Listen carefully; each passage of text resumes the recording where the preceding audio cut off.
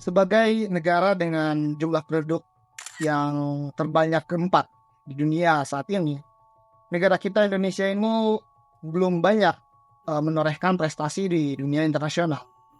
Di dalam dunia sepak bola, baru-baru ini saja kita cukup mengalami peningkatan. Tapi beberapa tahun ke belakang, kita cukup terpuruk di dunia olahraga seperti sepak bola. Lanjut lagi di dunia pendidikan.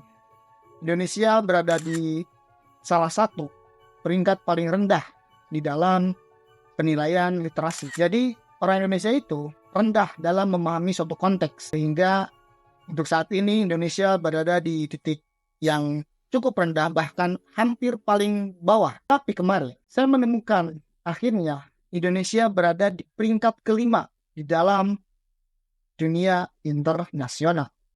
Ya, tapi sekali lagi, ini bukanlah suatu kabar bagus, karena peringkat 5 yang saya maksud adalah peringkat 5 sebagai negara paling banyak kasus bullying. Di dalam data PISA pada tahun 2018, Indonesia menjadi posisi kelima terbanyak aduan terhadap bullying di lingkungan pelajar. Pasalnya 41% pelajar di Indonesia itu mengaku pernah mengalami bullying. Setidaknya ada 15% yang mengaku pernah diancam. Ada juga yang mengaku pernah curi barangnya. Ada juga yang mengaku pernah disebarkan berita-berita buruknya. Ini menunjukkan bahwa di negara kita kasus bullying itu masih cukup banyak. Kabar terbaru yaitu salah satu kabar yang cukup mencengangkan, di mana salah satu dari anak seorang artis terlibat dalam kasus bullying di salah satu SMA terkemuka di Indonesia. Ini menambah catatan buruk kita di dunia pendidikan, di mana setelah sebelumnya literasi kita, nilai pendidikan kita itu cukup rendah,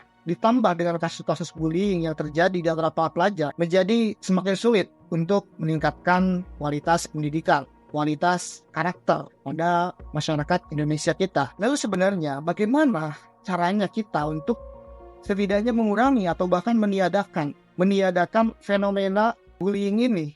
Ya, memang bullying ini sudah terjadi, bukan hanya di Indonesia saja, tapi di negara-negara besar, bahkan kecil, itu bukan hal yang aneh terjadi kasus bullying seperti ini, karena memang yang namanya anak muda biasanya masih dipenuhi dengan rasa penasaran, rasa ingin diakui dan lain sebagainya. Tapi tetap saja kita sebagai warga Indonesia, kita sebagai orang tua bagi yang sudah memiliki anak, kita sebagai orang dewasa harus memberikan suatu arahan atau suatu edukasi kepada generasi-generasi muda kita supaya mereka tidak menjadi pelaku atau bahkan menjadi korban bullying. Cara di mana untuk meminimalisir tersebut, kita bisa melakukan pemberian sebagai sanksi tegas terhadap apa yang dilakukan oleh para pelaku bullying. Sekolah misalnya SMP, tingkat SMP, SMA, bahkan SD sekalipun, itu seharusnya sudah ada yang namanya aturan tertulis dan juga dilaksanakan secara tegas untuk pelaku bullying. Karena jika dibiarkan terus-menerus, maka akan sulit bagi kita untuk berubah, akan sulit bagi kita untuk bisa mencapai pendidikan yang lebih baik. Nah, lalu setelah adanya suatu aturan yang tegas, setelah adanya suatu pakem sehingga para pelaku bullying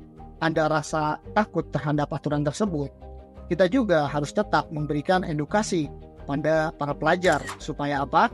Supaya mental mereka itu terbangun, sehingga bukan hanya mereka tidak menjadi pelaku bullying, tetapi mental mereka juga menjadi kuat untuk setidaknya tidak menjadi korban. Mereka ada upaya untuk melawan, atau upaya untuk memberikan laporan, atau upaya untuk membela diri. Dan tetap peraturan harus tegas dan ditegakkan, bukan hanya sebagai peraturan yang tertulis tapi tidak dilaksanakan. Karena akan percuma apabila adik-adik kita telah terbangun karakter untuk tidak menjadi pelaku, misalkan untuk tidak menjadi korban, bahkan tapi peraturan tidak ditegakkan secara tegas, maka lambat laun kasus bullying itu akan terjadi lagi dan lagi. Jadi untuk kawan-kawan yang memiliki saudara, anak, teman yang masih berada di taraf pelajar atau masih kanak-kanak, coba untuk memberikan edukasi lebih supaya mereka kelak tidak menjadi pelaku atau korban bullying. Saya Muhammad Rasbi Sidik. Terima kasih. Assalamualaikum.